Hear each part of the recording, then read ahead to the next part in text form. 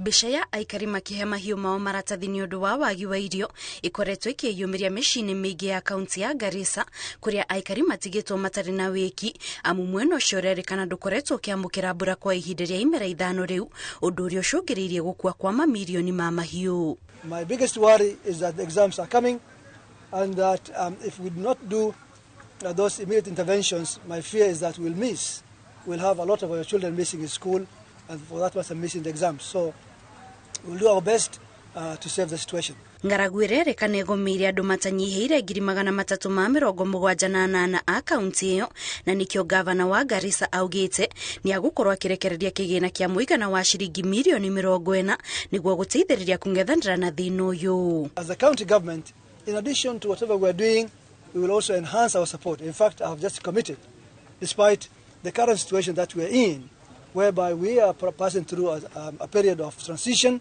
as a county government, but we have just committed to 40 million shillings to immediately from our little resources so that we buy water and food for our people immediately. And therefore we have identified a technical team headed by sector heads who will go and work out on those budgetary issues. A report will be prepared to be approved by the co-chairs of the county steering group, after which it will be forwarded to Nairobi for funding. Na kuo kaunti-inĩ ya Mandera, Gavana Mohamed Khalif akĩhingũra gĩikaro kĩa mbere kĩa mbunge ya kaunti ĩyo, augĩte mũbango ũrĩa ũkoretwo kuo wa kũheana ũteithio wa irio na maĩ no gũthiĩ na mbere na makĩria nĩguo kũnyihia namba ya arutwo arĩa maratiganĩria mathomo nĩ ũndũ wa ng'aragu. Many schools are experiencing financial stress and cannot provide for food for their students. Hunger crisis could lead to malnutrition, which will have a long-lasting impact on our education sector.